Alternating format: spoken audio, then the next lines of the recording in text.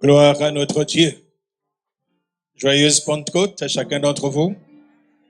Notre Père et notre Dieu nous visite encore ce matin. Alléluia. C'est le Saint-Esprit qui a inspiré le programme des prières de percée.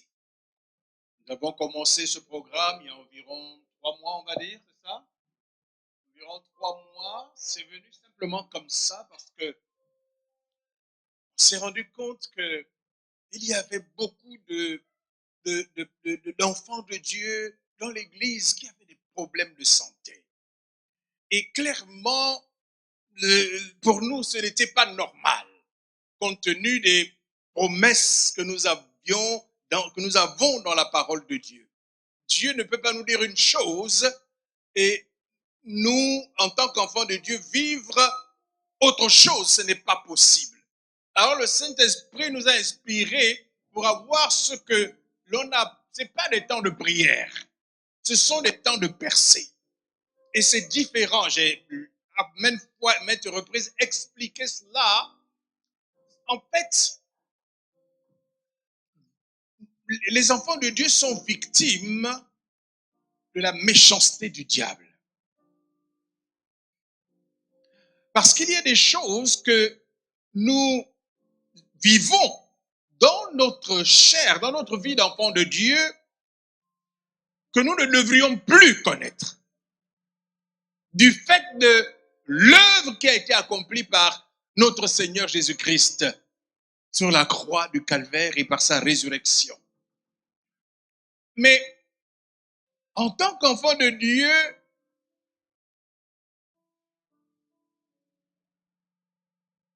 beaucoup d'entre nous, nous sommes malades.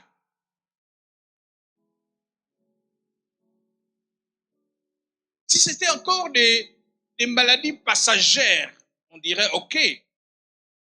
Mais de plus en plus, ce sont des maladies qui se sont installées. Quand je lis ma Bible, l'une des paroles clés que le Seigneur me donne et qui avait déjà été prophétisée par le prophète Ésaïe et qui est reprise par l'apôtre, c'est Pierre ou Jacques? Par ces meurtrissures, nous sommes guéris. Ça veut dire que les souffrances de Jésus ont permis ma guérison. Non seulement mon salut d'abord. La mort de Jésus sur la croix, ses souffrances m'ont permis de me délivrer du péché, de délivrer mon âme de la mort, donc de me sauver. Mais l'œuvre de la croix ne s'arrête pas là. Il dit que sur lui, il a pris toutes mes maladies. Il ne s'arrête pas là. Il dit qu'il s'est fait malédiction. Il a été fait malédiction pour que je ne sois plus moi sous la malédiction. Il a dit qu'il s'est fait pauvre pour que moi je sois enrichi. La parole de Dieu ne peut pas mentir. Et donc si je vis le contraire, c'est qu'il y a un problème quelque part. Et le Saint-Esprit nous a dit, voyez-vous, le problème ce n'est pas Dieu. Parce que Dieu vous a donné tout ce dont vous avez besoin pour vivre cette vie en abondance, cette vie abondante promise par Christ. Moi, je suis venu afin que les brebis aient la vie, et la vie en abondance. Jésus peut-il mentir? Non. Le Saint-Esprit dit, mais il y a un ennemi dont le seul rôle, le seul but, c'est c'est de nous empêcher de vivre les promesses de Dieu dans nos vies. Mais Jésus a dit, voici, je vous ai donné, vous qui croyez en moi, le pouvoir de marcher sur les serpents et les scorpions et sur toute la puissance de l'ennemi. Cela veut dire que la balle n'est plus dans le camp de Dieu, mais dans notre camp. Cela veut dire que comme nous prions d'habitude, nous venons devant le Seigneur quand nous avons un problème. Seigneur, je suis malade, s'il te plaît. Vraiment, est-ce que tu peux m'aider? Le Seigneur dit, mais je ne peux plus t'aider, j'ai déjà tout fait. Mais non seulement j'ai déjà tout fait, mais j'ai tout mis entre tes mains. Je t'ai donné le pouvoir, la capacité de te défendre et de récupérer ce que l'ennemi t'a pris, ce que l'ennemi garde captif. On a dit, ah bon? Donc, nous avons un ennemi. Et deuxièmement, nous avons reçu de Dieu toutes les ressources, toutes les armes dont nous avons besoin pour arracher à l'ennemi ce qu'il nous a pris. Par conséquent, nous allons rentrer dans la guerre. Les temps de percée, ce sont les temps où nous nous levons pour aller conquérir ou reconquérir ce que le diable garde captif. Dieu ne retient pas ce qu'il t'a déjà donné. Mais il y a un ennemi qui n'existe que pour te nuire. Toi, l'homme. Et surtout, l'homme racheté. Toute son existence jusqu'à ce qu'il soit un jour enfermé dans l'abîme. Toute son existence consiste à nuire aux enfants de Dieu. Alors il y a deux catégories d'enfants de Dieu. Il y a ceux qui ne savent pas qui ils sont et qui par conséquent sont des victimes. Le diable peut faire de ce qu'il veut. Tant qu'ils ne connaissent pas qui ils sont, tant qu'ils ne connaissent pas leurs droits, tant qu'ils ne connaissent pas la puissance qui est en eux. Et la deuxième catégorie de chrétiens, c'est ceux-là qui disent, comme Josué et Caleb, oui, il y a des ennemis, oui, il y a des géants, mais l'Éternel nous a donné le pays. Levons-nous et allons prendre possession du pays. Et c'est cette race de Caleb et de Josué qui doit se lever maintenant dans ce ministère, le mont des Oliviers. Et les temps de percée, ce qui sont des temps de 30 minutes tous les jours, ciblés chaque jour sur une problématique, nous permet de rentrer dans nos possessions. Et c'est pour ça que j'ai dit à plusieurs reprises ici, je ne voudrais pas que tout le monde, tout le temps, assiste au temps de percée. Non, tu assistes au temps de percée selon ton besoin. C'est pour cela que chaque jour, la cible du jour est publiée. Alléluia. Le jour où on traite par exemple les maladies, eh bien, chaque jour, on publie de quelle maladie nous avons traité parce que quelle que soit la maladie, la source d'origine est spirituelle. Et si tu réussis à détecter la racine spirituelle et à détruire cette racine spirituelle, alors cette maladie disparaît. C'est comme ça, c'est simple. Alléluia. Alléluia. Le chrétien, l'enfant de Dieu, ne doit pas accepter comme définitive les situations adverses. La maladie, quoi d'autre? Le chômage. Dieu lui-même a dit, tu mangeras à la sueur de ton front. Tu es chômeur pourquoi? Comment tu vas manger?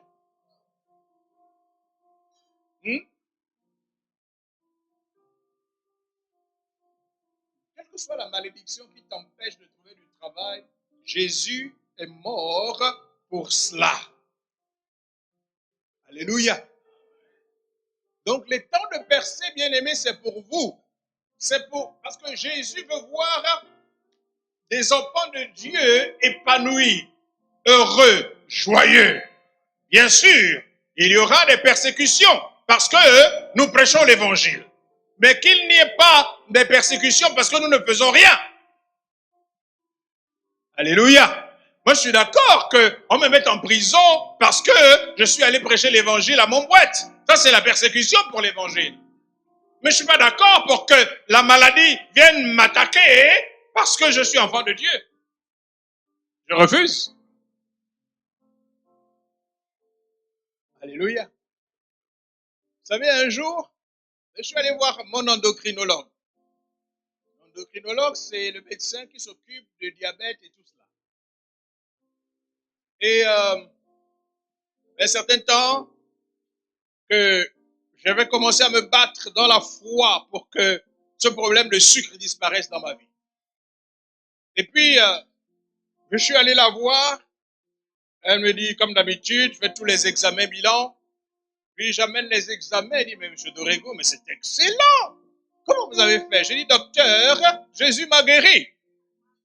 Elle me dit, ah, mais si Jésus vous guérit comme ça, nous, qu'est-ce qu'on va devenir? Authentique. Alors je dis, docteur, vous allez travailler dans la prévention. Hein? Elle dit, mais vous allez plus travailler dans la prévention. Alléluia. Oh, Yeshua, aide-nous. Gloire à Jésus. Donc vraiment, vous avez un problème, un souci. Connectez-vous au temps de percée. C'est pour vous. C'est vos percées. Vous devez avoir une percée dans ce domaine-là. Dans la guérison, dans le business, dans tous les problèmes que vous avez. Amen. Gloire à Jésus. Dieu est fidèle. Amen. Dieu est fidèle. Il n'est pas content lorsque ses enfants ne vont pas bien.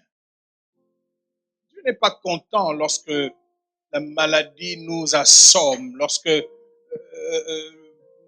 manquons d'argent pour manger, pour nous loger. Dieu n'est pas content.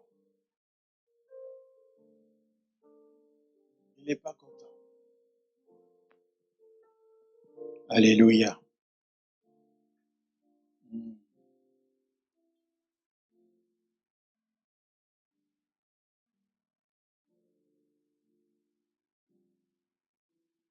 Nous allons continuer à parler du Saint-Esprit.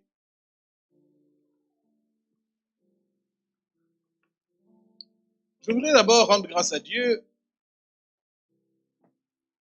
pour le ministère des serviteurs de Dieu qui ont travaillé depuis vendredi. Ministre Urgence, la prophétesse Thelma, mon épouse, pasteur Bénédicte, ministre Grâce, ce matin l'ancien, mais je veux surtout m'attarder sur nous les anciens, on a fait nos preuves déjà. Ok? On n'a plus rien à prouver au jour d'aujourd'hui. Mais je voudrais dire à ces hommes et ces femmes de Dieu combien je suis fier de vous.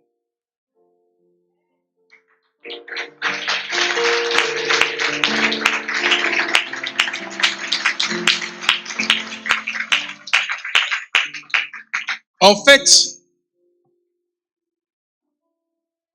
quand je les ai entendus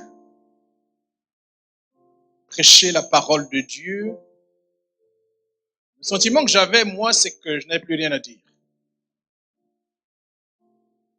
Parce que tout ce que j'avais prévu dire, ils l'ont dit déjà.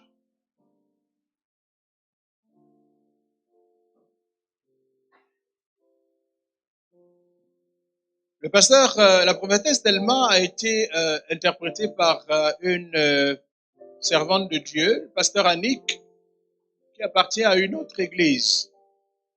Elle n'est pas là ce matin, elle doit être dans son église.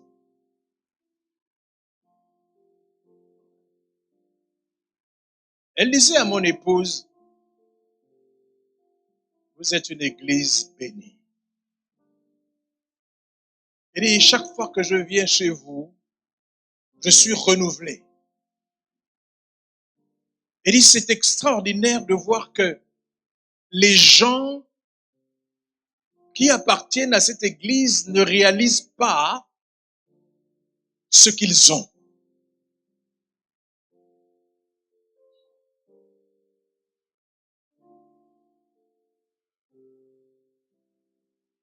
Je dis, en fait, c'est une loi. Les gens de Nazareth ne réalisaient pas que le Créateur des cieux et de la terre, le Messie, le Sauveur du monde, celui-là qui faisait les miracles partout, qui était au milieu d'eux, que c'était eux qui avaient la chose. Mais eux, ils l'ont négligé. Ils ne savaient pas ce qu'ils avaient. Mais quelle est la conséquence de cela? C'est qu'ils n'avaient rien reçu. La Bible dit de Jésus qu'il ne put faire là aucun miracle. Mais c'est extraordinaire. Donc, à cause de l'attitude des gens qui sont autour, Dieu peut faire ou ne pas faire. Selon le regard qu'ils ont du serviteur de Dieu ou de la servante de Dieu, selon la vision qu'ils ont de ce que Dieu leur a donné, qui ne valorise pas ce que Dieu a mis au milieu d'eux. Dieu peut se sentir incapable de faire quoi que ce soit. Il m'arrive parfois, souvent, d'être appelé à l'extérieur. Parfois, j'emmène quelques-uns, les membres de l'église qui m'accompagnent. Et ils viennent me voir et disent, mais évêque, mais pourquoi tu n'enseignes pas ces choses à l'église? J'ai pas de réponse. Je sais pas pourquoi. Parce que ce que j'enseigne, ce que je dis, la Bible dit, c'est poussé par le Saint-Esprit. Il y a des choses que le Saint-Esprit ne peut pas vous donner parce que vous n'êtes pas prêt à les recevoir. Nous avons la révélation prophétique dans cette église. Mais puisque vous ne voulez pas la recevoir, le Saint-Esprit ferme nos bouches. Depuis quand est-ce que j'ai encore parlé des choses prophétiques ici? Depuis quand? J'ai enseigné sur la parole prophétique. Parfois, je programme, je me dis, je vais le faire, mais ça ne vient pas. Ça ne vient pas. C'est pas parce que je ne veux pas le faire pour vous, mais j'ai l'impression que le Saint-Esprit sent que vous n'êtes pas prêt, vous n'êtes pas disposé, vous n'avez pas soif de ces choses. Alors, pourquoi donner des perles?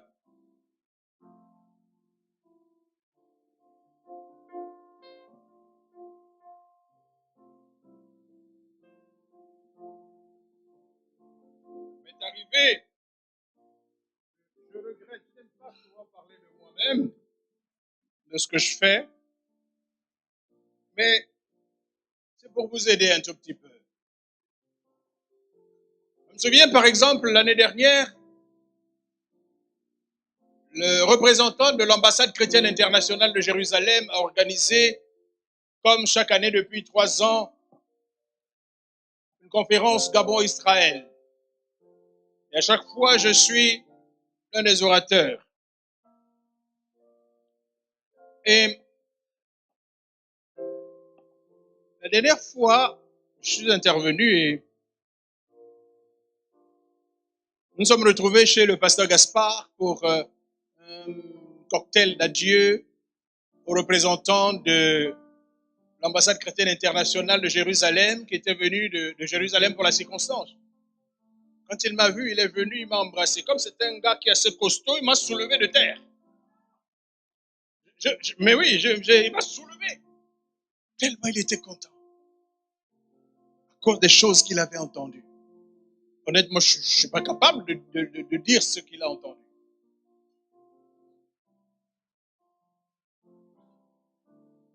Je me suis retrouvé au Cameroun, invité également par le représentant de l'ambassade chrétienne internationale qui organisait pour le Cameroun la conférence Cameroun-Israël. Le directeur de l'ambassade chrétienne internationale pour, comment ils appellent ça, un peu ministre des Affaires étrangères, un tout petit peu, était là. En fait, c'était lui l'orateur principal, mais en fait, je suis devenu, moi, l'orateur principal à sa place. Et il a dit, partout où, à chaque conférence de l'ambassade chrétienne internationale, il faut que je sois là. Mais est-ce que vous connaissez ces choses? Est-ce que vous les connaissez? Alors que, comme dit l'apôtre Paul, vous devriez être les maîtres.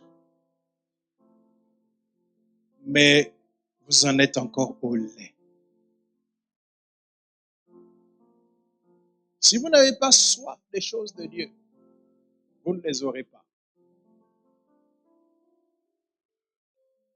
Si vous n'êtes pas hungry, si vous n'avez pas faim d'avoir plus, ben vous ne mangerez pas plus. Ce n'est pas mon message, mais je ne sais pas pourquoi je vous dis ça.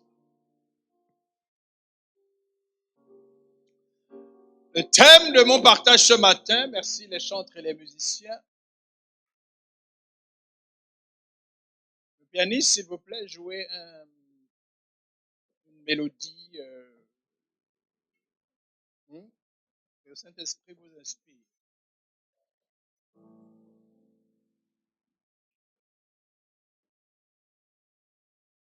Le thème général du séminaire, c'est le Saint-Esprit et le manteau de puissance.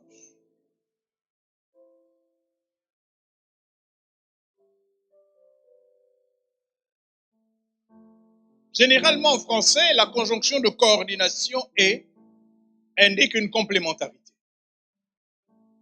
non pas une égalité.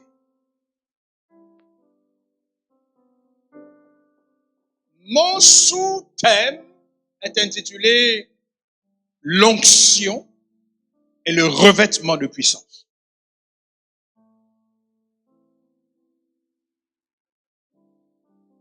D'emblée, j'affirme que avoir le Saint-Esprit et être revêtu du manteau de puissance sont deux choses distinctes.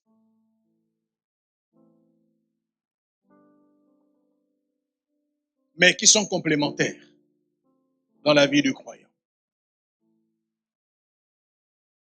Luc 4, verset 1 dit, Jésus, rempli du Saint-Esprit, revint du Jourdain. 1. Nous parlons de l'onction. La présence du Saint-Esprit. Le Saint-Esprit en fait, le Saint-Esprit était déjà avec Jésus quand il fut conçu, puisqu'il fut conçu du Saint-Esprit. Donc, en fait, c'est le Saint-Esprit même qui était là-dedans, dans la personne de Jésus. Quand il commence son ministère, à 30 ans, il va au Jourdain où Jean baptise et il se fait baptiser et alors l'évangile nous dit que les cieux se sont ouverts et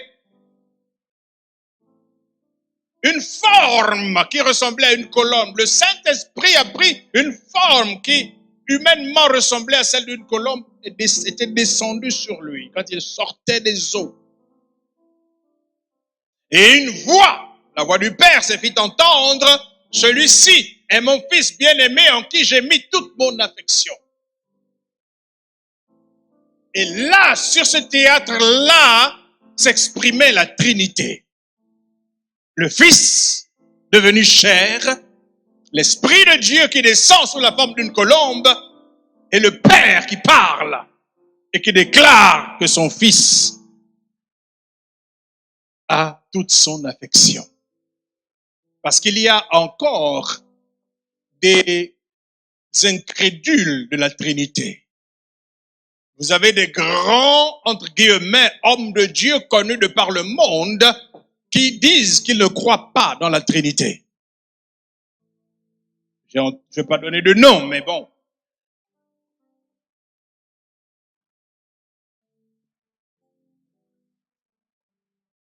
Luc 4, verset 14, Jésus, revêtu de la puissance de l'Esprit. Luc 4, 1 et Luc 4, 14, c'est différent. Dans Luc 4, 1, Jésus, rempli du Saint-Esprit, revint du Jourdain. Donc, après le baptême, il revient du Jourdain et il est amené dans le désert. Et plus loin, au 14e verset, la Bible dit, Jésus, revêtu de la puissance de l'Esprit, retourna en Galilée.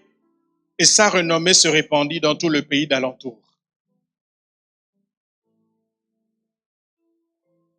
Revêtement de puissance. Luc 4, versets 17 à 19. Il se rendit à Nazareth, où il avait été élevé et selon sa coutume, il entra dans la synagogue le jour du sabbat, il se leva pour faire la lecture et on lui remit le livre du prophète Ésaïe. L'ayant déroulé, il trouva l'endroit où il était écrit, « L'Esprit du Seigneur est sur moi, parce qu'il m'a oint. » En d'autres termes, il m'a établi pour annoncer une bonne nouvelle aux pauvres.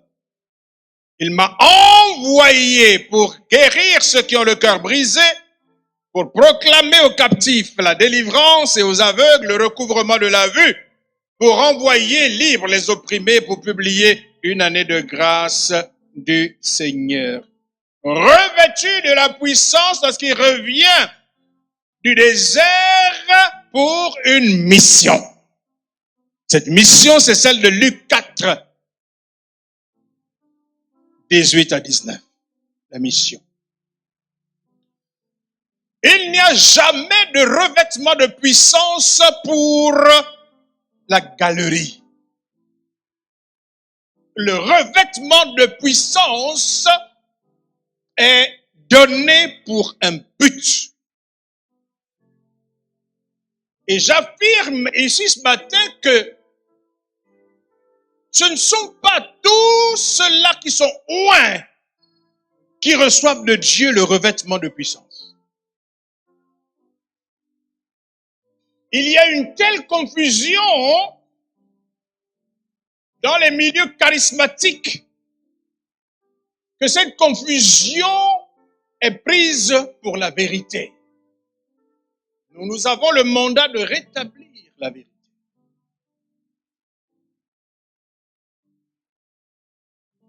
Acte 10, versets 36 à 38, pour clore les fondements, les fondations de mon partage ce matin, il a envoyé la parole aux fils d'Israël en leur annonçant la paix par Jésus-Christ, qui est le Seigneur de tous. Vous savez ce qui est arrivé dans toute la Judée, après avoir commencé en Galilée à la suite du baptême que Jean a prêché.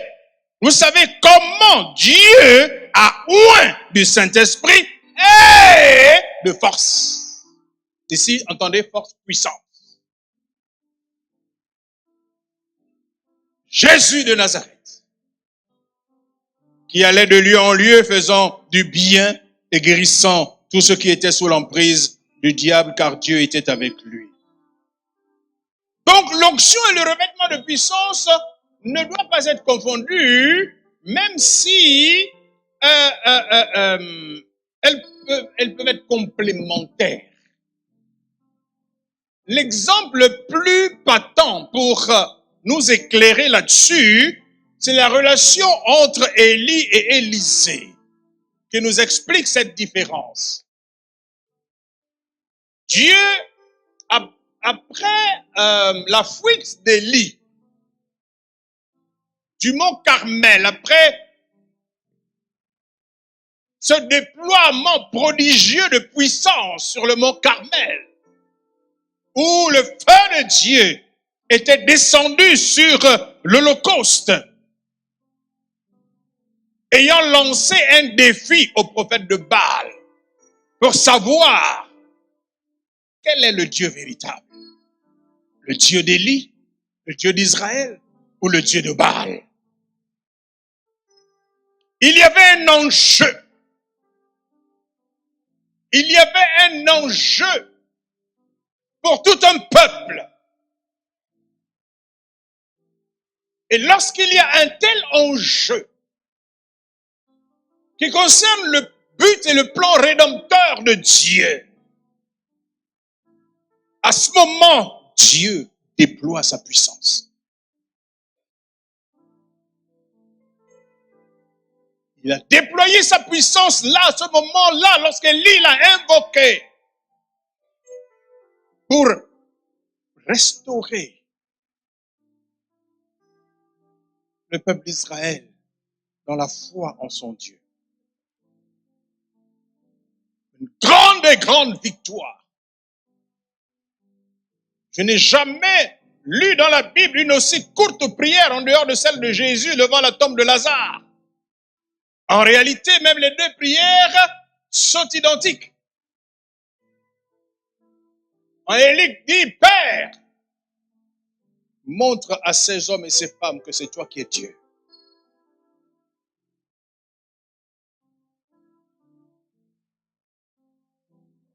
Le feu descendit du ciel pour consumer l'Holocauste. Élie a pris l'épée et ils ont massacré tous les prophètes de Baal. Ils étaient au moins 300. Baal et Astarté. Alors, Jézabel, qui était à la tête de cette religion, a menacé Élie de mort. Alors Élie s'est sauvé. Élie s'est sauvé. En fait, ce pourquoi l'onction lui avait été donnée était terminé. L'onction ne lui avait pas été donnée pour détruire Jézabel. Ça sera le travail de Jéhu. Parfois, nous allons au-delà de ce que Dieu nous a appelés à faire.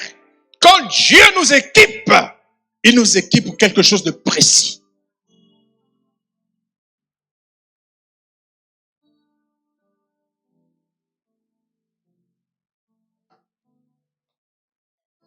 Dieu t'a donné une onction pour veiller sur son troupeau, pour garder son peuple, pour l'édifier. Toi, parce que tu as vu l'évangéliste Dag qui est arrivé à rassembler des foules, tu as dit, moi je vais aller faire comme l'évangéliste Dag. Tu n'as pas reçu l'onction pour ça? Non? Demande à Dieu, est-ce que Dieu, tu m'as donné l'onction pour ça? On a vu hier que le feu qui était descendu là, les langues de feu là, étaient séparées. Ça aurait pu être une grosse boule de feu qui embrase tous. Non. La Bible dit que chacun a reçu une langue de feu séparément. Ce que Pierre a fait n'est pas ce que Jacques a fait. Chacun d'eux a une histoire avec l'onction qu'ils ont reçue de Dieu. Donc Élie s'enfuit. En fait, c'était terminé. Dieu le restaure. Et lui dit, maintenant, tu vas aller en Syrie, oindre Hazaël comme roi de Syrie. Et puis tu vas aller oindre aussi Élisée, fils de Shaphat, comme prophète à ta place. Et un troisième, je pense également, mais bon, ce qui m'intéresse, c'est Élisée. Élie va et trouve Élisée en train de travailler son champ. Il vient, il jette le manteau sur lui. Il le frappe de son manteau. Élisée comprend qu'il est choisi par Dieu. Élisée comprend qu'il est appelé par Dieu. Dieu a dit, va oindre. Alléluia. Mais quand Élie est arrivé là-bas, est-ce qu'il a versé de l'huile sur Élisée? Non. Il a dit, Élisée, Dieu t'appelle. Un point très. Dieu t'a choisi. Alléluia. Élisée a suivi Élie. Mais Élisée était un homme perspicace. Parce qu'il savait qu'il allait remplacer Élie. Et il connaissait, tout le monde en Israël connaissait la pointure prophétique d'Élie. Élie avait été revêtu d'une onction de puissance. On compte 7 miracles écrits, ceux-là qui ont été décrits dans la parole, 7, accomplis par Élie. Élisée comprenait donc que pour remplacer Élie, il avait donc besoin aussi d'une onction de puissance. Mais lui, c'est un homme intelligent. Élie lui a demandé, qu'est-ce que tu veux? Élie a dit, je veux une double portion de ton onction. Il n'a pas dit, je veux ton onction. Non, non, non, non. Il dit, je veux plus. Une double portion de ton onction. Élie a dit, ok, ce que tu demandes là est difficile, mais si tu me vois, si tu me vois au moment où je suis enlevé, ben tu l'auras.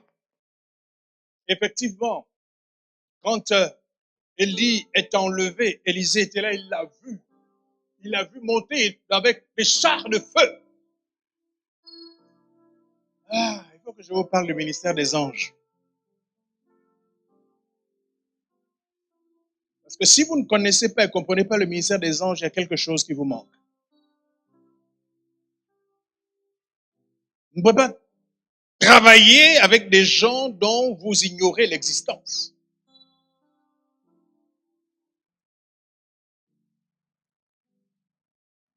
La Bible dit qu'Élie est enlevé, il laisse tomber son manteau. Il aurait pu partir avec son manteau. Lorsque Enoch a été enlevé, il a été enlevé avec tout ce qu'il avait.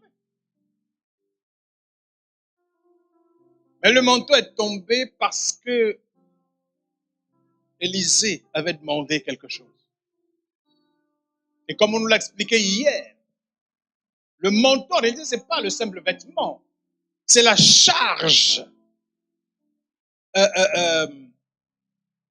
spirituelle qu'elle représente.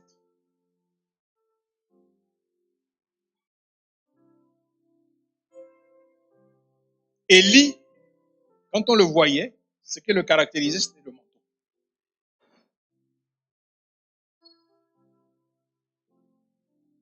Il prend le manteau, il déchire d'abord ses vêtements.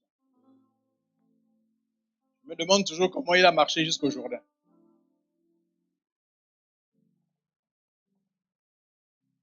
Parce qu'il n'a pas mis le manteau. Il a le manteau.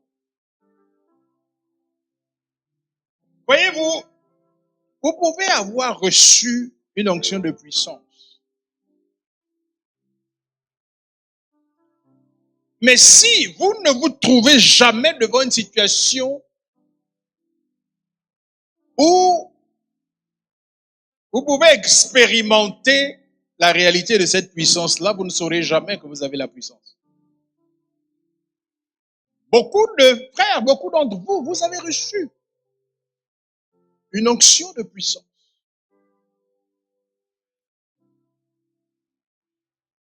Mais vous n'avez jamais créé une situation ou rencontré une situation pour exercer ce ministère de puissance. Parmi les dons que l'Esprit de Dieu donne, les théologiens ont catégorisé ces dons en deux catégories, au moins les trois mêmes, dons de révélation, dons de puissance, dons d'administration ici et puis les autres. Beaucoup de personnes en Christ, lorsqu'ils ont reçu le baptême du Saint-Esprit, ont été impactés également de différents dons.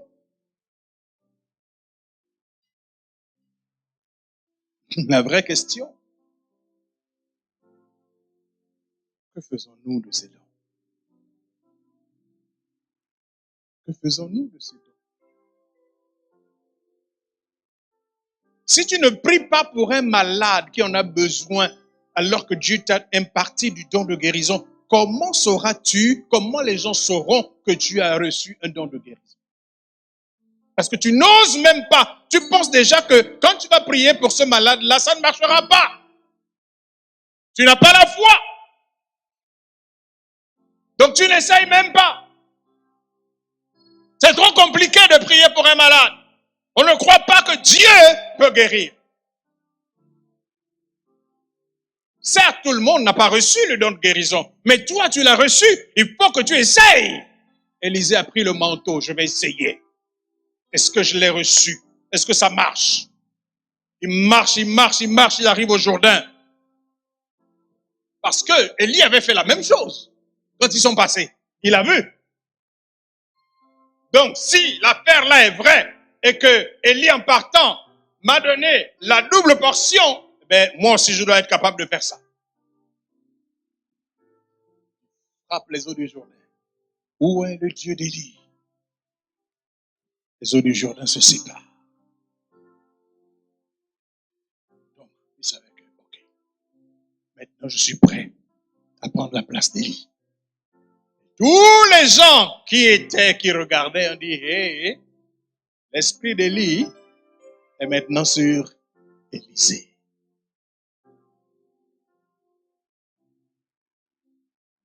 Oh, bien-aimés, vous avez reçu beaucoup de choses. Parfois, nous prions pour les mêmes choses que nous avons déjà reçues.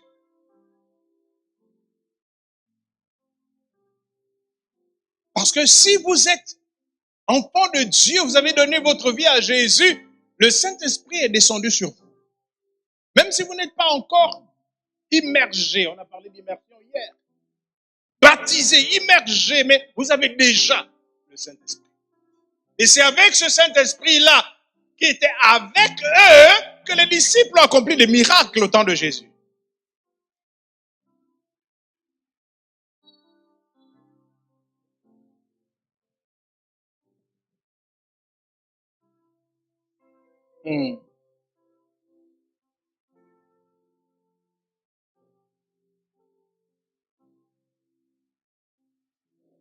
Élisée a reçu le manteau et il rentre dans le ministère prophétique de puissance.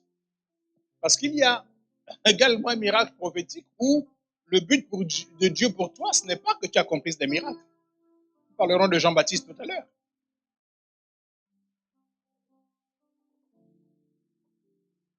Parlons de Jésus d'abord, avant d'aller à Jean.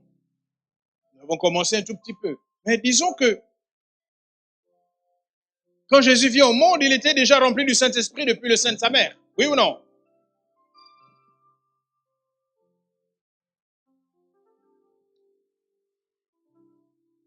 Parce qu'il a été conçu du Saint-Esprit. Il a été donc conçu de Dieu lui-même.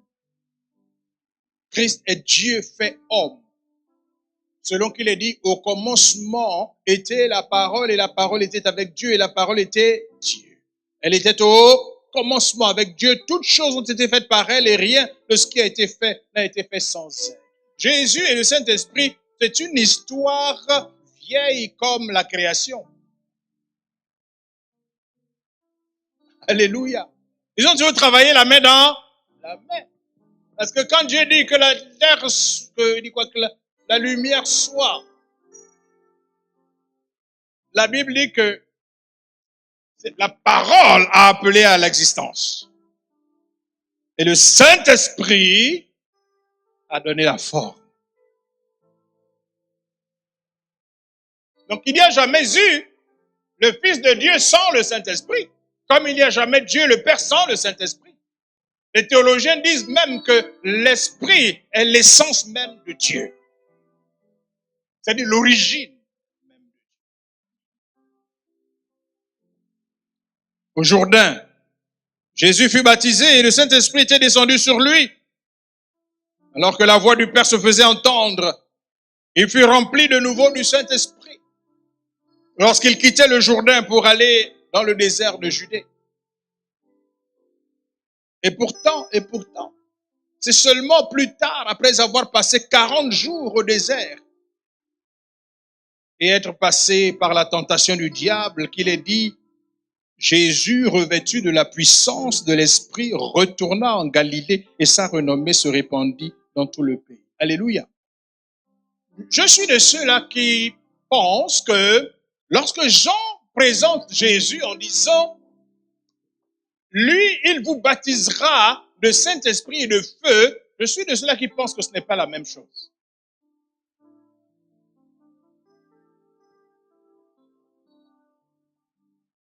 J'interprète le baptême de feu comme étant, comment dire ça, l'étape supérieure de l'action du Saint-Esprit dans la vie du racheté.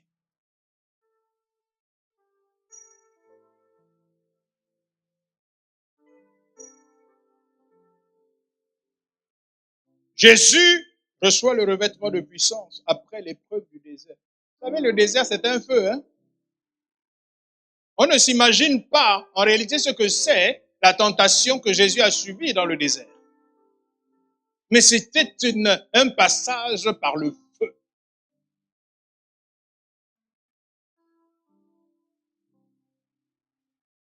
Et c'est après cela qu'il se retrouve à Nazareth et qu'il dit, l'Esprit du Seigneur est sur moi parce qu'il m'a oint pour annoncer, il m'a envoyé pour guérir, proclamer la délivrance, proclamer aux aveugles le recouvrement de la vue, et renvoyer libre les opprimés, etc., etc. Le déploiement de la puissance. Parlons de Jean. Avant Christ, la Bible dit, elle nous raconte la venue de Jean, le précurseur du Christ, qui a été envoyé pour préparer le chemin du Seigneur en Israël.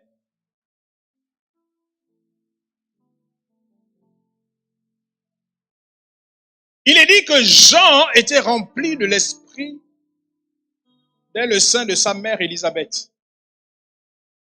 Rempli de l'Esprit dès le sein de sa mère Élisabeth. Donc il est donc né avec la plénitude du Saint-Esprit pour accomplir sa mission. Et Jésus va dire de Jean, il va dire en fait que jusqu'à Jean, il n'y a point eu de plus grand parmi les fils de l'homme. Jusqu'à Jean, même Salomon n'était pas aussi grand que Jean, du point de vue de Christ.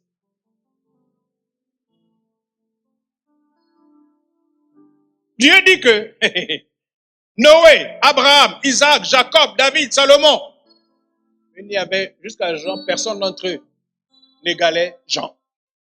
C'est ce que la parole de Dieu dit, non?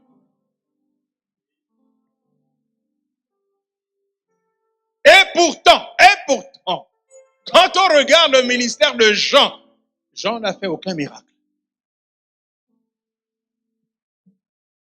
Mais Dieu estime que ce que Jean a fait faisait de lui le plus grand jusqu'à lui. Parce que Jean était revêtu d'un manteau spécial. Le manteau du réconciliateur. La réconciliation est plus grande que la puissance.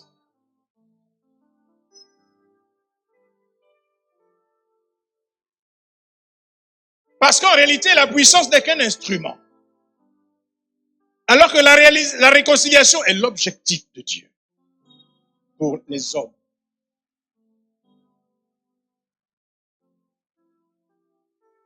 Jean était revêtu du manteau de préparateur des cœurs pour la venue du Messie au milieu d'Israël.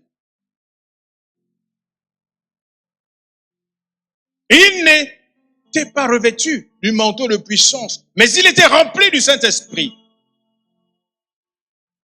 Parce qu'aux yeux de Dieu, cela n'était pas nécessaire à sa courte mission, qui s'achève lorsque le Christ entre en scène.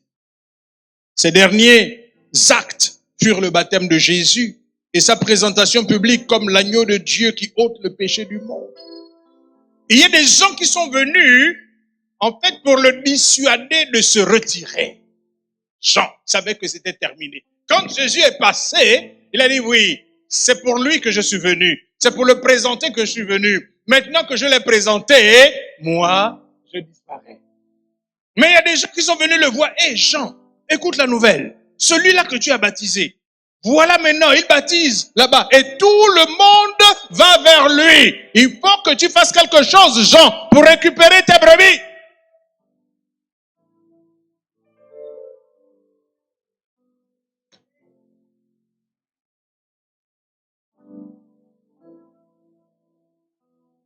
N'est-ce pas comme ça que fonctionnent les ministères des hommes? Cette mentalité ne date pas d'aujourd'hui. Hein? Mais Jean savait qui il était, pourquoi il était venu. Et il a dit non, c'est pour lui. Je ne peux pas aller disputer ça avec lui parce que c'est pour lui. Moi, ce qui m'a été donné, je l'ai fait et j'ai terminé. Je me réjouis de ce que maintenant, il est rentré dans son ministère.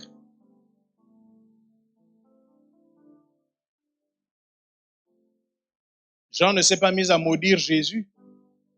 Parce que Jésus, dont on va dire par exemple que Jean était quelque part un peu son père spirituel. Donc, il n'a pas dit, il n'a pas commencé à maudire Jésus parce que Jésus a commencé à rentrer dans son ministère.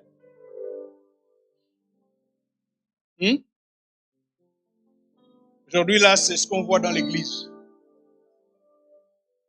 Tel maudit tel parce que tel, voilà. Comment tu peux maudire ton frère? Comment tu peux maudire ton fils? Vous n'avez pas entendu ce langage-là? Des hommes de Dieu qui maudissent d'autres hommes de Dieu ou de leurs fils spirituels ou des enfants qui sont passés par chez eux, qui sont devenus... Tu les maudis pourquoi? Ça, c'est le cœur de l'homme. Le cœur de l'homme. Donc, voyez-vous, je crois que selon le plan de Dieu, nous pouvons recevoir le Saint-Esprit et même la plénitude du Saint-Esprit sans le manteau de puissance. Parce que Dieu ne nous donne pas ce qui ne nous est pas nécessaire. Parlons des disciples de Jésus et le Saint-Esprit. Avant la résurrection, durant les 3 ans et demi que les disciples ont marché avec Jésus après leur appel, ils ont été enseignés. Mais ils n'avaient pas reçu la plénitude du Saint-Esprit. Lorsque le Seigneur va les envoyer 2 à 2 prêcher la bonne nouvelle dans les contrées d'Israël, nulle part il nous est dit qu'ils avaient été remplis du Saint-Esprit.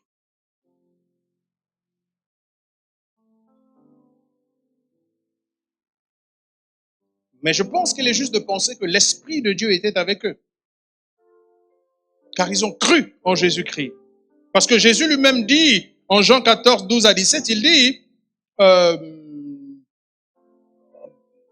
la fin, il dit, « Et moi je prierai le Père et il vous donnera un autre consolateur afin qu'il demeure éternellement avec vous, l'Esprit de vérité que le monde ne peut recevoir parce qu'il ne le voit pas et ne le connaît pas. Mais vous le connaissez car il demeure avec vous et il sera en vous. Il y a avec vous et en vous.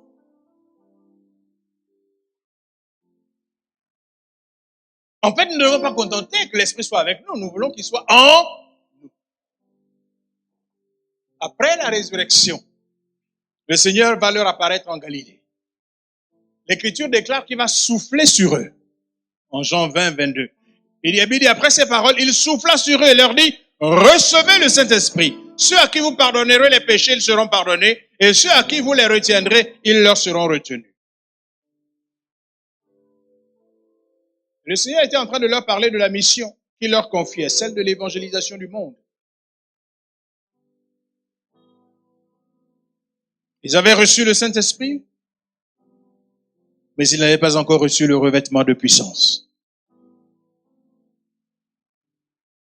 Mais Jésus savait lui-même que pour accomplir ce mandat-là,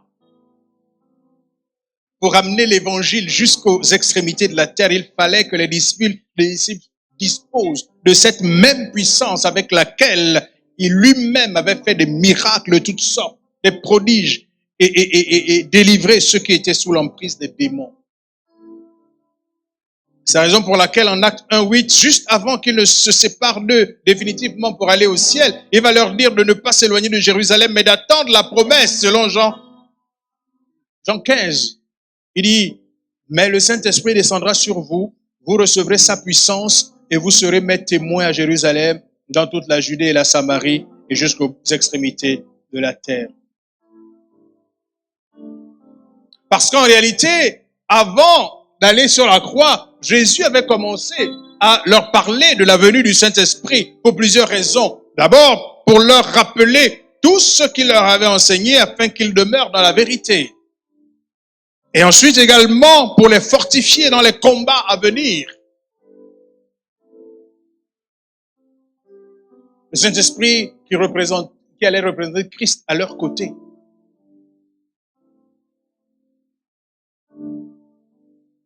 Alléluia. Je crois que celui qui croit en Jésus, tu dis oui à Jésus, Jésus vient dans ma vie, Jésus vient dans ta vie.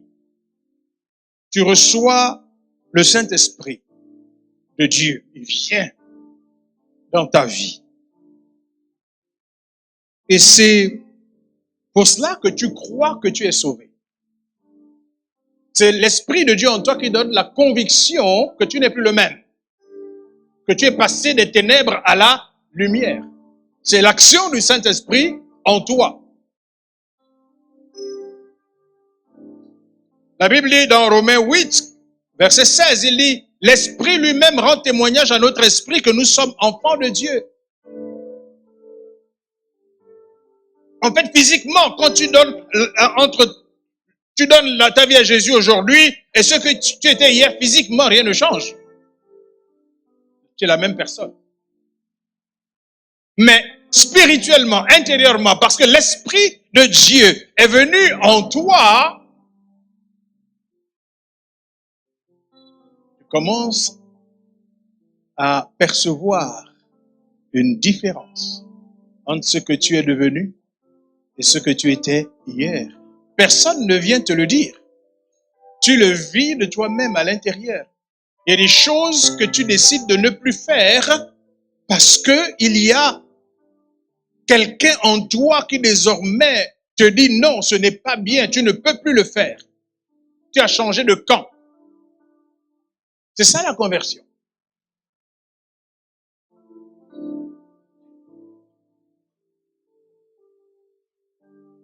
Celui qui croit en Jésus, l'Esprit de Dieu est déposé en lui comme le cachet de Dieu sur lui. Vous savez, quand vous faites une lettre, vous mettez le tampon qui atteste et certifie que l'origine même de cette lettre. Quand vous envoyez en tant qu'organisation un chèque à la banque, quand il n'y a pas le tampon, la banque retourne le chèque.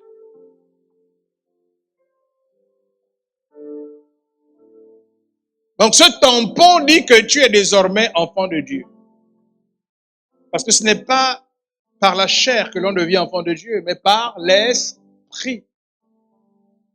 Et c'est parce que l'Esprit de Dieu est en nous, dès notre conversion à Christ, que nous pouvons agir maintenant comme des enfants de Dieu. Et si tu n'agis pas comme un enfant de Dieu, ça veut dire qu'en réalité, ta conversion là, c'était de la farce. Ce n'était pas, comment on va dire ça? Sincère. Voilà. Ce n'était pas sincère.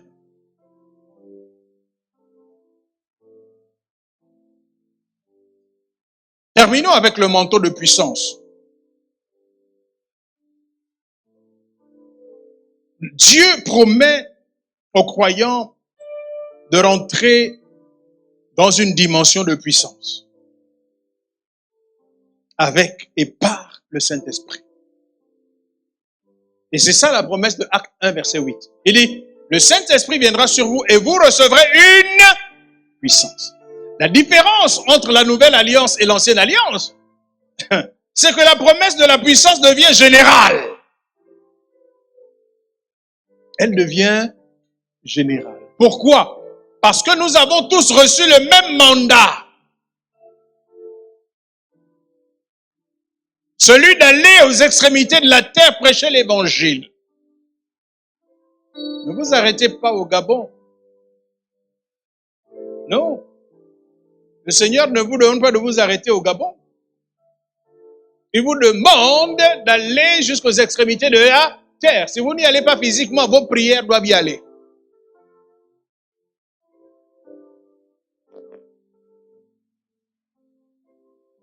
Alléluia.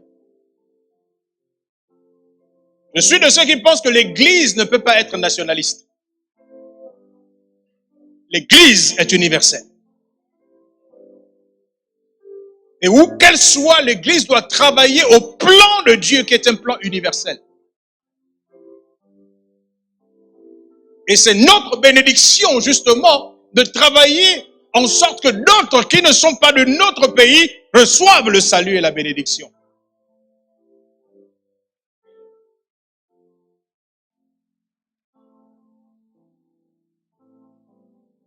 Jésus sait que par le péché d'Adam, la domination sur la terre et sur les âmes des hommes avait été donnée à Satan. Et il est venu pour reprendre en tant que second Adam cette domination-là, parce qu'il avait dit qu'il a obéi jusqu'à la mort de la croix. Et cela, pourquoi il est écrit en Colossiens 2, 14 à 15, il dit qu'il a effacé l'acte dont les ordonnances nous condamnaient et qui subsistait contre nous, et il l'a détruit en le clouant à la croix. Il a dépouillé les dominations et les autorités. Il les a livrées publiquement en spectacle en triomphant d'elles par la croix. Il a libéré l'homme. Tout homme qui croit en lui est libéré de la condamnation du péché et a été réconcilié avec Dieu. Et il a fait de cet homme un homme nouveau à la ressemblance de Christ. Et il reçoit de lui toute autorité, ainsi que la domination sur Satan et ses démons, ainsi que sur toutes les œuvres des ténèbres. En fait, nous sommes, vous et moi, des êtres dangereux pour le diable. Vous et moi qui avons reçu Christ, Satan a peur de nous. Parce qu'en réalité, nous sommes ceux-là qui sont sur la terre pour le conquérir, pour le combattre, pour récupérer tout ce qu'il a pris parce qu'il n'a plus de pouvoir. Nous avons récupéré le pouvoir.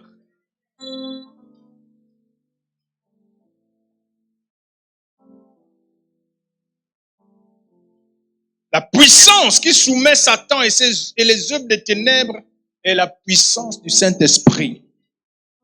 Et pour qu'elle opère dans la vie du croyant, celui-ci a besoin d'être baptisé du Saint-Esprit.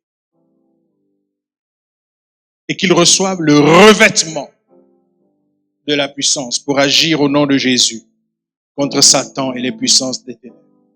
Puissance contre puissance. Alléluia. Puissance contre puissance. Un passage déclare que le fer aiguise le fer. Alléluia. Lorsque les apôtres furent revêtus de puissance, vous savez, il y a une discussion théologique dans la Bible quant à savoir ce jour-là, est-ce que c'était les 120 ou bien c'était les 10? Parce que souvent, l'interprétation ne tient pas compte du temps. Donc, le moment où on parle des 120 et le jour de la Pentecôte, c'est différent dans la Bible. Mais bon, c'est pas important.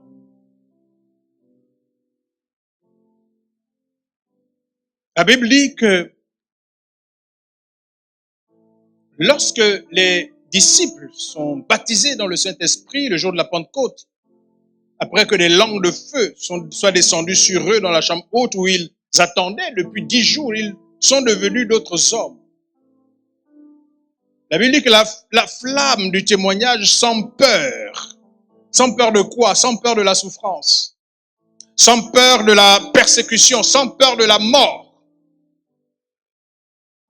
Cette flamme s'était allumée en eux depuis ce jour-là. Et ils sont allés dans le monde. Ils ont bouleversé le monde. Acte 17:6. Ces gens qui ont bouleversé le monde sont aussi venus ici. Ils ont bouleversé le monde. Bien-aimés, la puissance du Saint-Esprit en nous nous rend capable de braver le monde pour proclamer l'évangile du salut.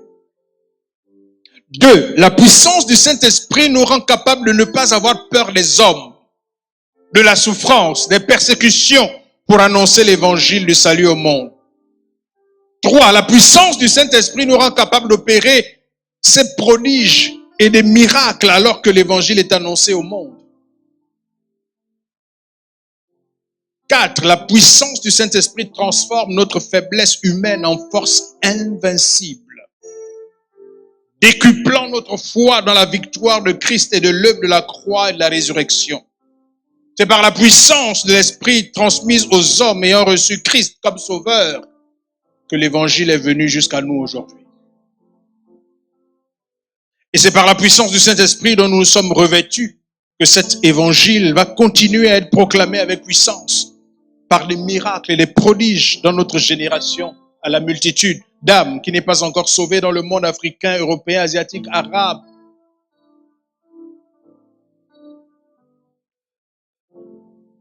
Et c'est la raison pour laquelle, voyez-vous, quand vous regardez autour de vous, qu'est-ce que vous voyez?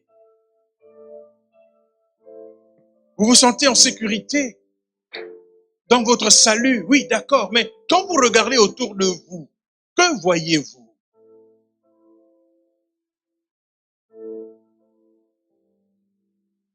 Est-ce que le dessein de Dieu est accompli? Quand ces milliards et milliards de musulmans, de bouddhistes, d'athées, d'animistes sont autour de nous, que ressentons-nous? Qu'est-ce qui vient dans notre esprit? Qu'est-ce qui nous anime? Je suggère ce matin que la seule façon de rassembler tous ces gens-là qui croient en un autre Dieu, au Dieu de Baal, c'est par la puissance du Saint-Esprit. Il faut un revêtement de puissance. Alléluia. C'est le revêtement de puissance. Vous savez, il y a quelques années, j'étais en Afrique du Sud. Nous avions tenu dans le cadre de la maison de prière de Jérusalem une rencontre en Afrique du Sud. Et dans cette rencontre-là, il y avait Maman Rose et d'autres sœurs qui étaient logées chez un monsieur, comment il s'appelait encore? Marc, il s'appelait. Et Marc a été touché par ce qui se passait, parce que nous parlions exclusivement de l'évangile, du salut des âmes. Marc a pris la résolution d'aller également dans les nations pour prêcher l'évangile. La première nation dans laquelle Marc est parti, c'était la Tanzanie. Marc fut assassiné par les musulmans. On a retrouvé son corps dans la rue. Marc a eu le fardeau, mais Marc n'avait pas le revêtement de puissance pour aller confronter les puissances des ténèbres dans ces pays où l'islam avait pris le contrôle. Il faut un déploiement de puissance pour que l'évangile soit prêché en Arabie Saoudite, pour que l'évangile soit prêché en Iran, pour que l'évangile soit prêché en Afghanistan. Il faut un déploiement de puissance, comme a expliqué la ministre hier. Ce déploiement de puissance, en réalité, c'est le débarquement des anges avec vous. Ce sont les anges qui opèrent. Mais il faut que vous ayez ce revêtement de puissance. Sinon, vous êtes perdus. C'est puissance contre puissance.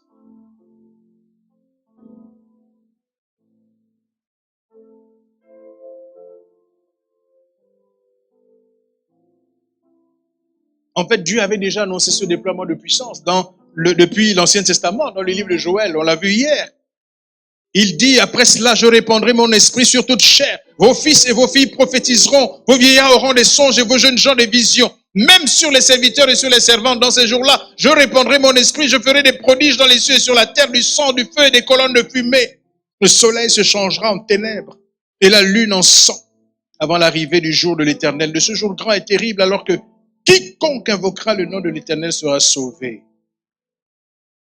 Ce qui était annoncé, c'était cela, et c'était ça qui était en train d'arriver. Et le jour de la Pentecôte, c'est la référence que Pierre a prise pour dire que c'est ce qui avait été annoncé par Joël qui s'accomplit. Mais en réalité, voyez-vous, la prophétie a souvent deux accomplissements. Il a un accomplissement, un premier accomplissement, et puis un accomplissement final. C'est un peu comme quand vous regardez les montagnes russes. On voit les chaînes de montagnes. Quand vous êtes loin, d'accord, vous ne voyez qu'une chaîne de montagnes. Vous ne voyez pas les montagnes, les chaînes de montagnes qu'il y a derrière. Amen. Donc ça, vous pensez que c'est ça l'accomplissement de la prophétie. Mais quand vous arrivez là, vous voyez qu'il y a encore une deuxième chaîne de montagnes plus loin, avec une grande vallée au milieu. La prophétie, c'est comme ça. Alléluia. Dans le livre de Daniel, il est prophétisé que comment s'appelle encore? L'abomination va s'installer dans le temple. D'accord? À la fin des temps. Or, cette prophétie s'est accomplie avant la première venue de Jésus. Lorsque Antiochus Épiphane, qui était l'un des généraux d'Alexandre le Grand, qui a reçu en partage une partie des territoires conquis par Alexandre le Grand, Antiochus Épiphane est venu imposer à la Judée et à la Samarie ce territoire qui s'appelait la Judée, ok. Il a imposé l'interdiction du culte de Yahvé. On ne devait plus adorer le Dieu d'Israël. Il a fait installer dans le temple de Jérusalem sa statue pour qu'on l'adore, lui. C'était un premier accomplissement de la prophétie de Daniel. Alléluia. Mais nous savons également que durant le règne de l'Antéchrist, s'accomplira en fait comment dirais-je, exact. La prophétie finale va s'accomplir durant le temps de l'Antéchrist. Alléluia. Donc cette prophétie de Joël, en fait, Joël annonce la fin des temps. Pourquoi? Parce qu'il dit, à la fin de sa prophétie, il dit, avant l'arrivée du jour de l'Éternel, ce jour grand et terrible. Donc nous sommes là dans la tribulation. Avant l'arrivée du jour de l'Éternel. Mais c'est le même passage que Pierre, il y a 2000 ans, a cité le jour de la Pentecôte. Il dit que ce que vous voyez là, c'est l'accomplissement de la prophétie de Joël. C'était un premier accomplissement. Pourquoi? Parce que lui-même va dire ceci. Quand il finit sa prédication, il leur dit, cette promesse est pour vous, pour vos enfants, et pour tous ceux qui sont au loin et qui viendront au Seigneur en aussi grand nombre que le Seigneur les appellera. Ça parle de nous autres là, les nations.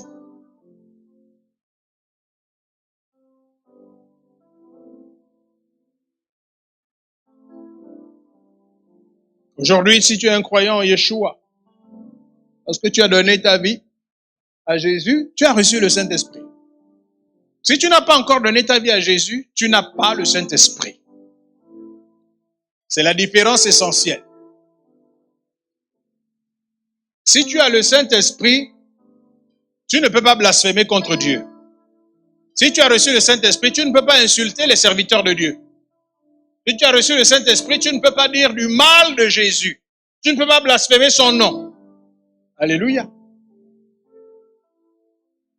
Mais si tu as reçu le Saint-Esprit de Dieu, la crainte de Dieu est en toi. La crainte de Dieu est en toi. L'Esprit de Dieu lui-même témoigne au fond de toi que tu es enfant de Dieu. Et tes façons de faire changent automatiquement.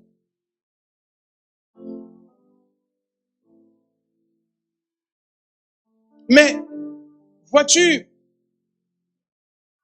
Dieu veut plus pour toi. Dans cette dernière saison de l'histoire de la rédemption. Dieu veut que tu sois témoin de Christ sur la terre pour annoncer partout où il t'envoie la bonne nouvelle du salut. Afin que les âmes captives de Satan soient délivrées et sauvées.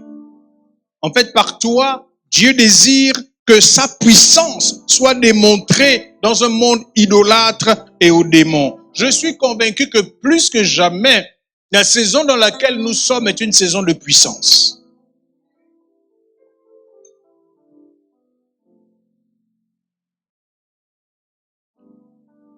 Voyez-vous, aujourd'hui, quand vous allez dehors, vous prêchez l'évangile, vous annoncez Christ, les gens ne vous écoutent pas. Très peu vous écoutent. Ou ils font semblant. Ce dont ils ont besoin, c'est de voir une main puissante qui les convainc.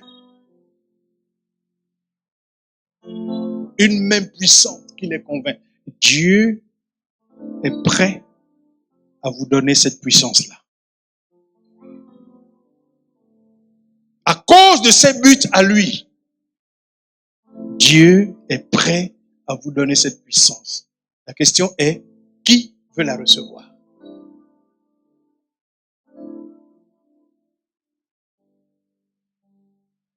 Il faut bien réfléchir. Parce que beaucoup ont reçu cette puissance, mais ils se sont amusés avec. Ils n'ont pas accompli les buts de Dieu. Ils ont cru que, en fait, c'était eux-mêmes. Ils ont cru que, en fait, c'était eux-mêmes qui étaient puissants. Pour faire des publicités du genre que vous connaissez. Il faut toujours laisser Dieu au contrôle. La puissance vient de lui, c'est lui qui fait. Tu ne peux pas, toi, t'improviser. Tu vis une vie qui ne plaît pas à Dieu et tu veux que la puissance de Dieu puisse opérer. Non. Ne gaspille pas le nom de Dieu. Lorsque Moïse est envoyé en Égypte pour la rédemption des Hébreux, Dieu dit à Moïse, voici les miracles que je mets entre tes mains. Parce qu'il avait appelé à une œuvre qui nécessitait l'accomplissement de grands miracles. Il avait besoin d'être équipé de la puissance pour terrasser les dieux d'Égypte et Pharaon. À l'époque d'Élie, marquée par une grande apostasie d'Israël, versé dans l'idolâtrie et l'oubli de son Dieu, seule la manifestation de la puissance de Dieu pouvait ramener Israël, dont le cœur avait été détourné par la puissance de Jézabel. Le prophète Élie s'était ainsi vu doté d'une puissance de miracle par laquelle il a combattu et a obtenu la victoire sur les prophètes de Baal. C'est la même chose aujourd'hui. Prophétiquement, nous sommes dans les temps d'Élie et dans les temps d'Ézéchiel, prophétiquement. Donc nous avons besoin d'être équipés de cette puissance-là qui combat les puissances de Baal, les puissances qui amènent les ossements desséchés à la vie. C'est par la puissance de Dieu. Voyez-vous, Ézéchiel ne pensait pas qu'il pouvait le faire. Ézéchiel ne soupçonnait pas qu'il pouvait se passer de si grandes choses par sa bouche. Parce que Dieu lui a posé la question, Fils de l'homme, ces ossements-là peuvent-ils revivre? Et il a dit, toi-même tu le sais. Et pourtant, c'est par sa bouche que les ossements desséchés sont venus à l'existence. C'est pas Dieu qui a parlé. Dieu lui a seulement dit, voilà ce que tu vas dire. Parle ma parole. La parole, c'est Jésus. Et les ossements desséchés sont venus à la vie. Si nous parlons la parole de Dieu, nous verrons la puissance de Dieu se manifester. Dans les phases clés de l'histoire de la rédemption, l'onction de puissance est donnée sur la terre à ses serviteurs pour l'accomplissement de son plan rédempteur, pas pour faire du cinéma. Dites-moi, ça rapporte quoi à Dieu que je viens de dire que tu es né le 5 septembre 1942? Qu'est-ce que ça lui rapporte dans son plan? Oh, que tu as une culotte rouge, qu'est-ce que ça lui rapporte? Et les gens sont là à crier, oui, oui, oui, ça c'est un prophète. Faux prophète.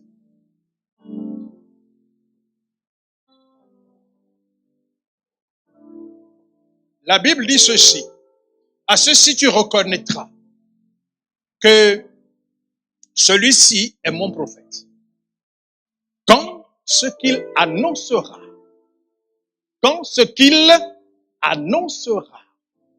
arrivera.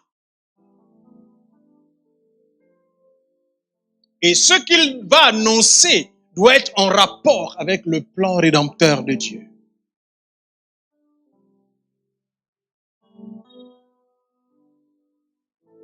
Dans cette saison finale de l'histoire de la rédemption, Dieu veut te revêtir de sa puissance pour les œuvres qu'il doit accomplir sur la terre, parce qu'il doit achever le plan du salut.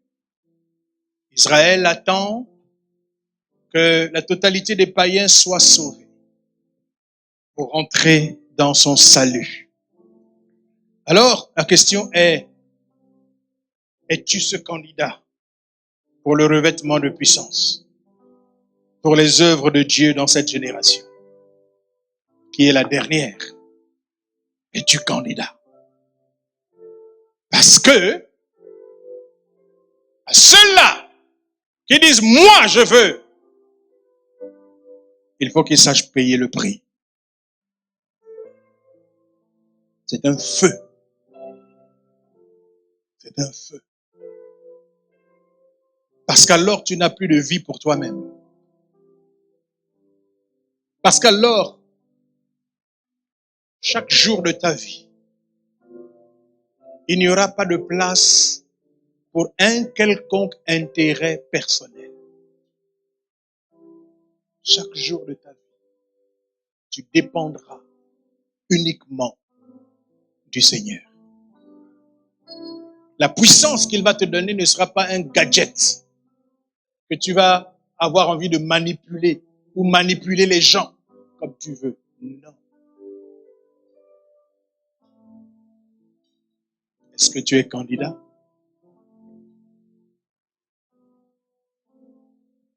Nous allons prier.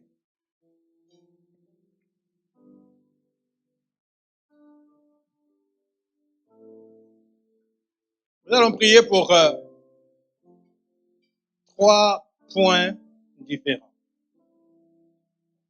Je vais demander à ceux-là, je suppose que l'appel a été lancé tout à l'heure, que tous ceux qui sont au milieu de nous ce matin ont reçu Christ dans leur vie comme Seigneur et Sauveur personnel.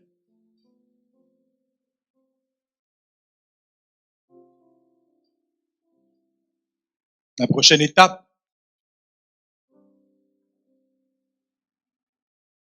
c'est de recevoir la plénitude de l'Esprit.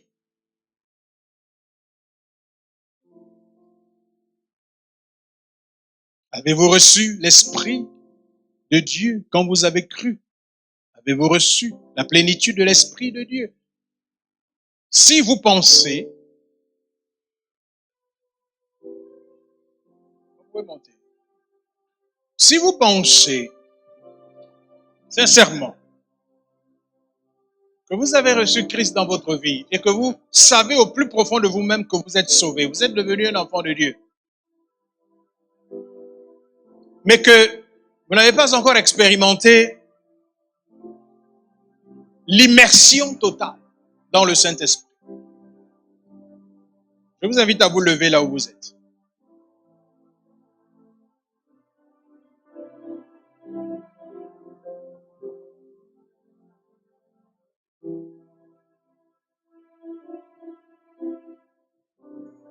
C'est le désir de Dieu que vous soyez remplis de son esprit.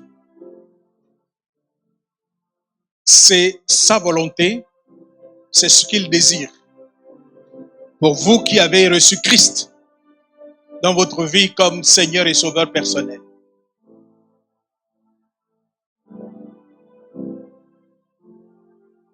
Nous allons demander au Père, nous allons demander à Jésus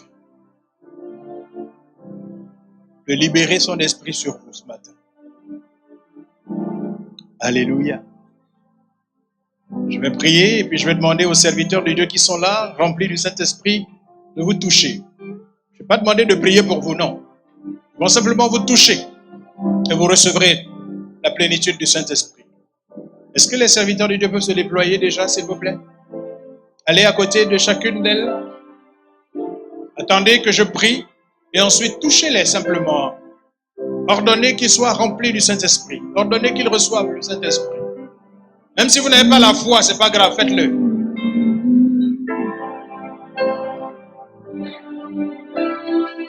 Alléluia.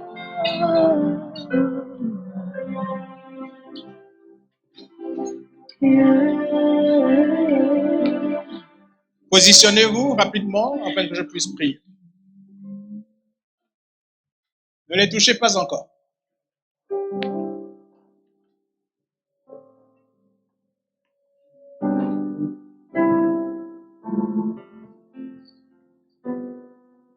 Levez les mains vers le ciel, s'il vous plaît.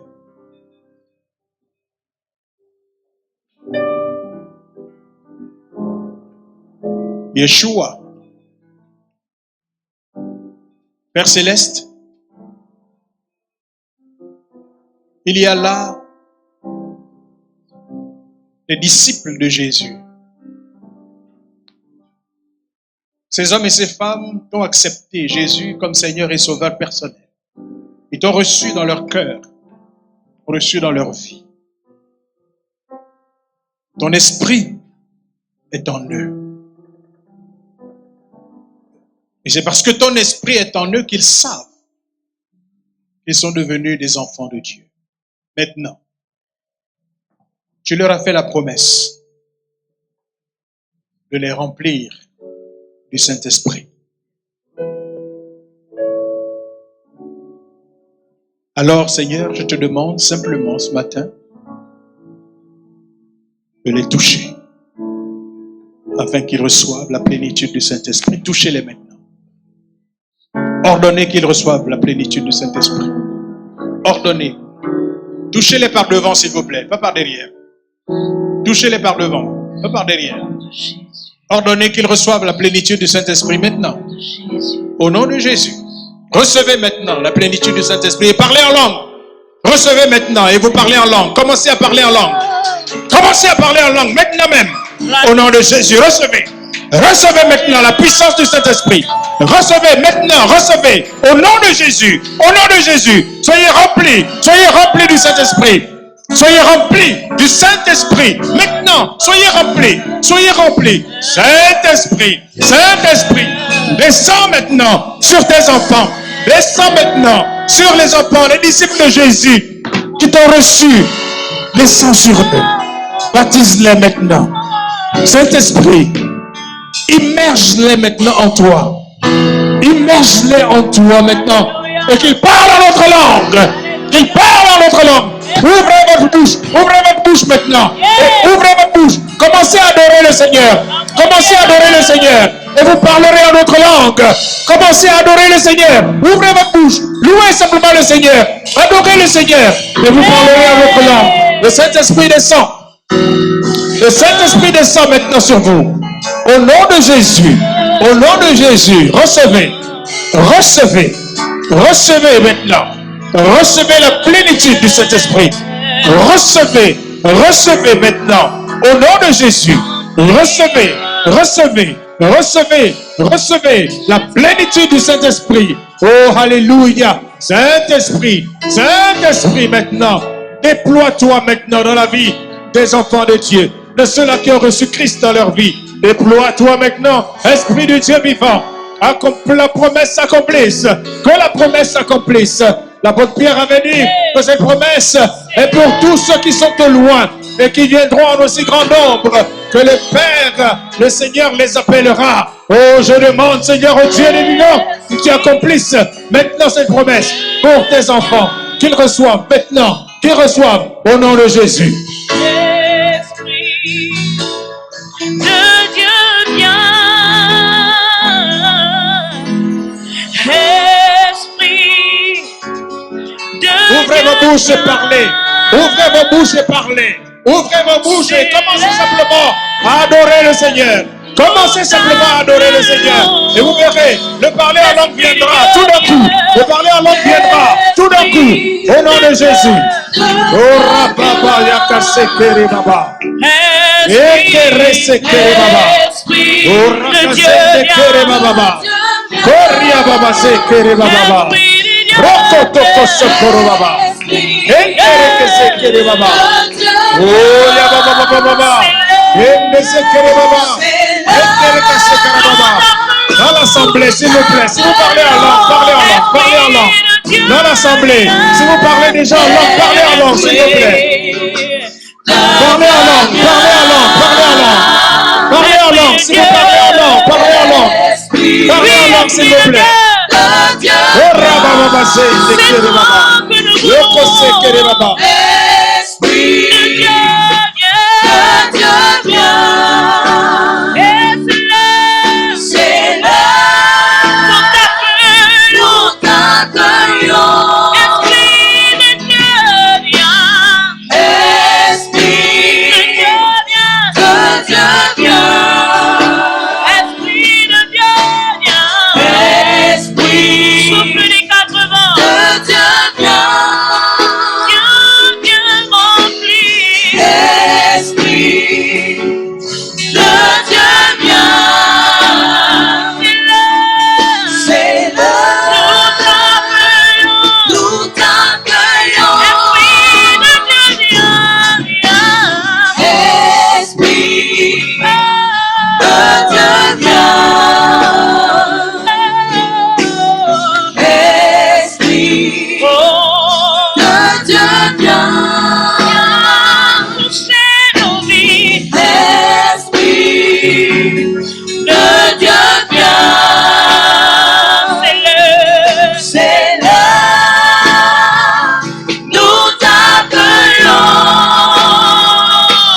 Remplis-moi, jusqu'à ce que Gloire à je Jésus. déborde. Je veux aller. Alléluia. Amen. C'est par la foi que l'on reçoit. Alléluia. Amen. On a prié pour vous, on vous a touché, vous avez reçu.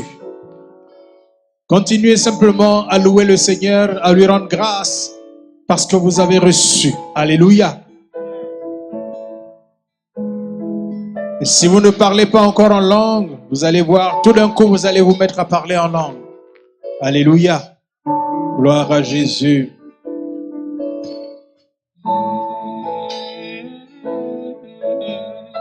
Je vais prier maintenant pour le revêtement de puissance. Si vous sentez au fond de vous que vous avez besoin d'être revêtu de la puissance de Dieu, parce que vous sentez que vous êtes appelé à être utilisé par Dieu dans les grandes eaux, mettez-vous debout, s'il vous plaît. Mettez-vous debout.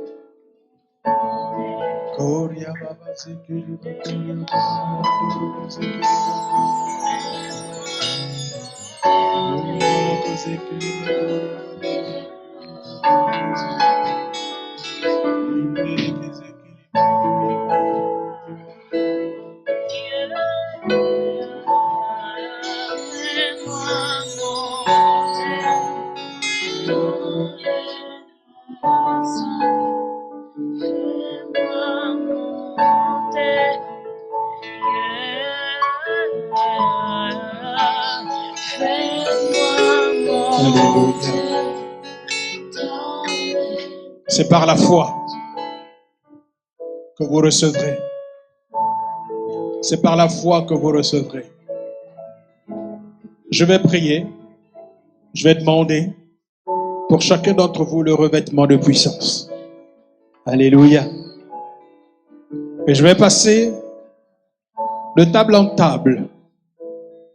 Ce châle est un châle de prière qui a été tissé à Jérusalem spécialement. Je passerai et vous toucherez simplement ce châle de prière. C'est un manteau. Alléluia. Père, c'est la saison de la puissance. Ton Église a besoin de manifester ta puissance là où tu l'envoies. Le Mont des Oliviers est une œuvre missionnaire. Partout, Seigneur, où tu envoies ces hommes et ces femmes, manifeste au travers d'eux ta puissance afin que des miracles, des signes, des prodiges se manifestent pour que les hommes incrédules voient ta grandeur, ils voient ta puissance et quittent les idoles, oublient leur Dieu et viennent à toi pour être sauvés. Père, en ce jour de Pentecôte, où tu avais rempli tes disciples du Saint-Esprit et de puissance, Seigneur, remplis tes serviteurs ici présents, qui se sont levés, qui ont soif d'être investis de ta puissance. Seigneur, donne-leur cela. Au nom de Jésus. Amen.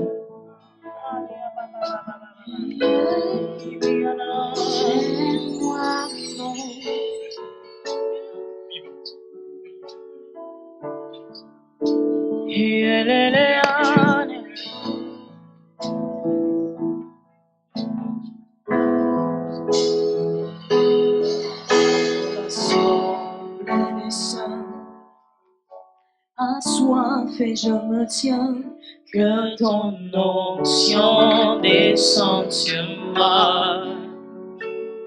Conscient que mon destin est dans le creux de ta main, que ton onction descende sur moi.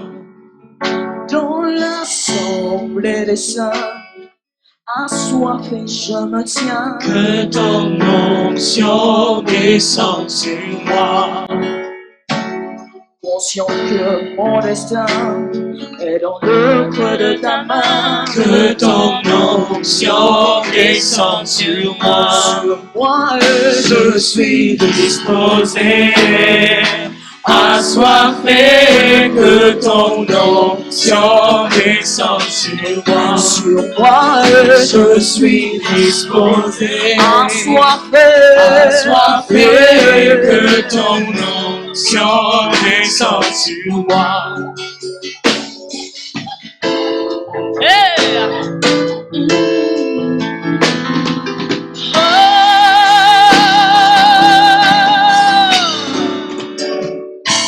onction descende sur moi.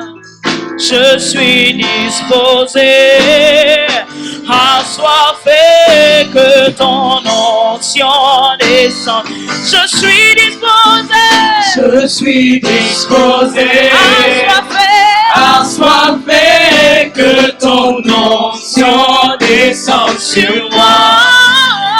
Je suis disposé à soifé que ton onction descende. Je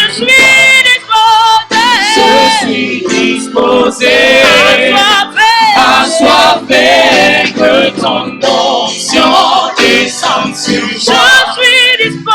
Je suis disposé à soifé que ton onction descende. Je suis disposé à soifé que ton onction descende sur moi.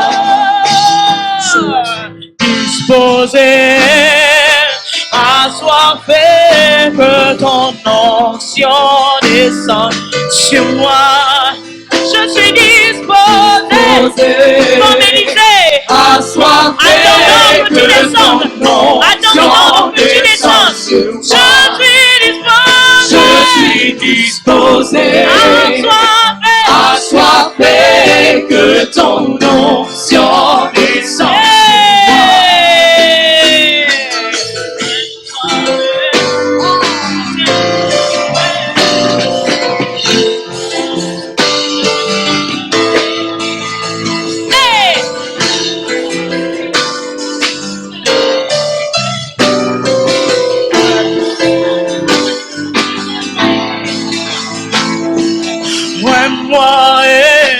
Soutiens-moi, moi-moi,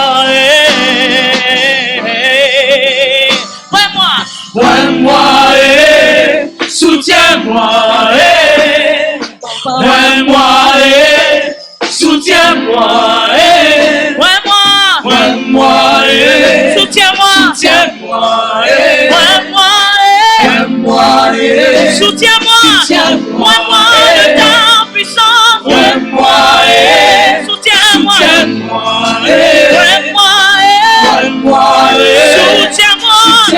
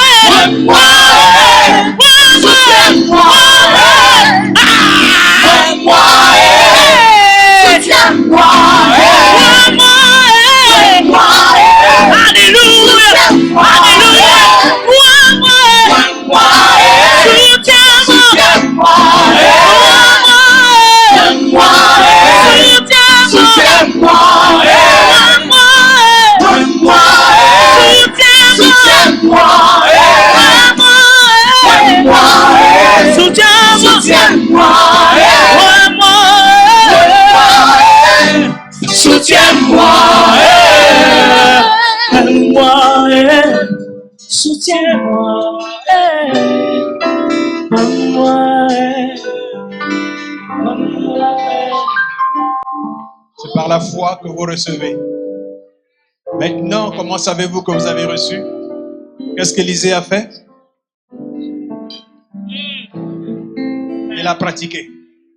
Alléluia. Lorsque Dieu enverra devant vous une opportunité, ne la manquez pas. Alléluia. Parce que vous avez reçu. Alléluia. Commencez à exercer. Commencez à le pratiquer. Enlevez le doute de votre esprit. Au temps d'Élisée, il y avait beaucoup de fils de prophètes. Mais Élisée avait été le seul à le recevoir. Pourquoi? Parce que les autres ne croyaient pas qu'ils pouvaient l'avoir. Alléluia. Alléluia.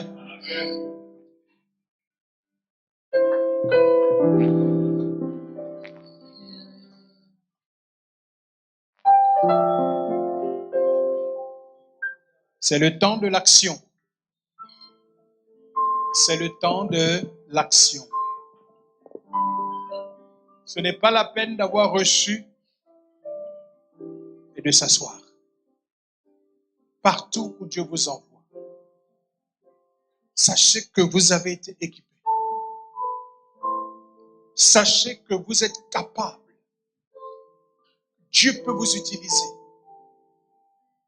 Qu'il envoie à vos côtés une armée d'anges, spécialement pour le travail de la moisson. Alléluia. Alléluia. Gloire à notre Dieu.